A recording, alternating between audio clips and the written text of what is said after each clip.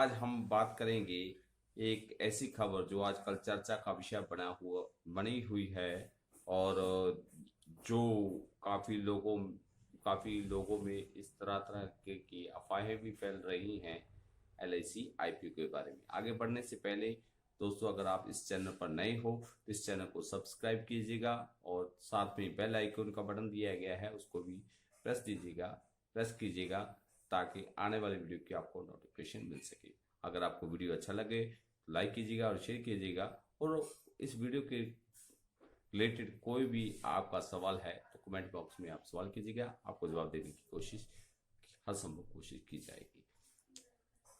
IPO दोस्तों, ये खबर आजकल चर्चा का विषय बनी हुई है कि एलआईसी का आईपीओ आ रहा है। और जैसे कि आप जानते हैं कि कंपटीशन के दौर में जो गलत अफवाहें बहुत ज़्यादा फैलती हैं और फैलती भी और फैलाई भी जाती हैं कि जैसे कि एलआईसी बंद हो रही है, एलआईसी का प्राइवेटाइजेशन हो रहा है या एलआईसी बिक रही है। तरह तरह की अफवाहें फैल रही हैं और मैं आपको बताना चाहता हूं कि ऐसा कुछ नहीं है।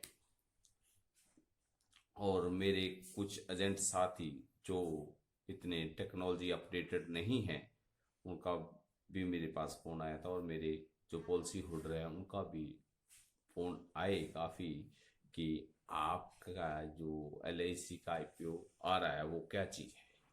तो दोस्तों, जो आईपीओ है उसका जो फुल फॉर्म होता है वो उसका फुल फॉर्म होता है इनिशियल पब्लिक ऑफर। यानी कि जब कोई कंपनी जिसको अपनी ग्रोथ के लिए, अपने कारोबार बढ़ाने के लिए उसको फंड की जरूरत होती है तो वो एक प्रोसेस होता है जो कंपनी सेबी के पास जाती है और अपनी हिस्सेदारी के लिए का लोगों के लिए शेयर जारी करती है। उसके लिए सेबी के पास एक प्रोसेस होता है जिसको जारी करना पड़ता है, जिसको आईपीओ कहा जाता है। शेयर मार्केट के जानकार इसको ज्यादा अच्छे तरीके से जानते हैं। और उस कंपनी में पब्लिक हिस्सेदारी खरीदती है, कंपनी अच्छा काम करती तो उसके शेयर बढ़ते हैं और जो इन्वेस्टर है उनको लाभ होता है। ये तो थी कंपनी की बात। लेकिन जो एलआईसी है वो एक कंपनी नहीं है, एलआईसी एक कॉरपोरेशन है। देश की आज़ादी के बाद सन 1947 के बाद 200 से ज़्यादा तो इंश्योरेंस कंपनियां, देशी और विदेशी कंपनियां देश में इंश्योरेंस का कारोबार कर रही थी। और उनकी जो उन इंश्योरेंस कंपनी में पॉलिसी होल्डर का जो रकम या पैसा था वो सुरक्षित नहीं था। काफी शिकायतें आ रही थी, क्लेम में भी काफी शिकायतें आ रही थी। भारत सरकार को काफी शिकायतें मिलने के बाद भारत सरकार ने 1956 में ऐतिहासिक कदम उठाते हुए उन सभी कंपनी को बंद किया और उसकी जगह एक नई कंपनी भारतीय जीवन बीमा निगम की स्थापना की। और इसको एक्ट 1956 के बारे में जाना जाता है। और 1956 में भारत सरकार में एलआईसी की स्थापना की और इसमें 5 करोड़ की पूंजी डाली। और इसमें गवर्नमेंट का जो शेयर है वो 100% है।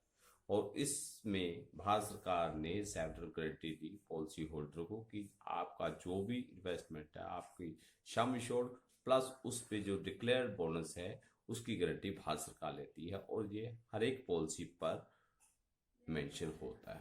और आज अनुमानित एलआईसी की जो एसेट वैल्यू है 32 लाख करोड़ रुपए है। और एलआईसी के 12 लाख से भी ज्यादा एजेंट हैं। और एलआईसी में जो कार्य एम्प्लॉयज हैं वो 1,10,000 के करीब हैं और 4 लाख के करीब सालाना एलआईसी प्रीमियम इकट्ठा करती है। और अब आते हैं आईपीओ की बात। तो एलआईसी का आईपीओ लाने का क्या मकसद है? सरकार को इस वक्त काफी फंड की जरूरत है क्योंकि पिछले कुछ वर्षों में जीएसटी लागू किया गया था और सरकार को जो आशा थी उस आशा के अनुरूप वो टैक्स कलेक्शन नहीं हो पाया और सरकार को इस समय फंड की जरूरत है। और पिछले कुछ दिनों में कोविड के कारण सरकार को फंड काफी खर्च करने पड़े और उसके लिए और ज्यादा पैसे की जरूरत है देश को चलाने के लिए। तो सरकार का जो सुनने में आया है अनुमानित लक्ष्य है 1,75,000 करोड़ रुपए का डिसइन्वेस्टमेंट यानी कि विनिवेश करने का है, और जो अपनी LIC में हिस्सेदारी है, IPO तो आएगा ही आएगा, ये कंफर्म है। लेकिन जो सुनने में आ रहा है वो 5% से लेकर 10% की जो हिस्सेदारी है सरकार वो पब्लिक में बेचना चाहती है। इसके लिए IPO में शेयर जारी किए जाएंगे और इसमें पब्लिक की भागीदारी बढ़ेगी। और काफ़ी एक्सपर्ट्स का मानना है कि इस IPO आने के बाद LIC की ट्रांसपेरेंसी बढ़ेगी, क्योंकि जैसा कि देखने में आया है पिछले कुछ सालों में सरकार की प्रेशर के कारण LIC मैनेजमेंट को IDBI बैंक, जो डूबता हुआ बैंक था, उसमें इन्वेस्टमेंट करना पड़ा। और एक और सरकारी कंपनी ONGC ऐसा कुछ कंपनी है, उसमें भी सरकारी प्रेशर के चलते इन्वेस्टमेंट करना पड़ा था।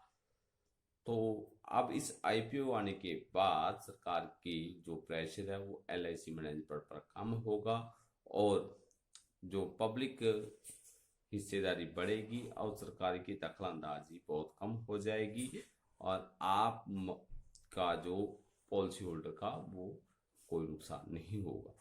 LIC की IPO होने के बाद LIC को पब्लिकली शो होगी नेट एसेट वैल्यू, उसका इन्वेस्टमेंट कहाँ कहाँ पर हुआ है और उसकी नेट ग्रोथ क्या है, वो सब कुछ पब्लिकली में शो करेगी LIC। और LIC की ट्रांसपेरेंसी बिल्कुल बढ़ जाएगी।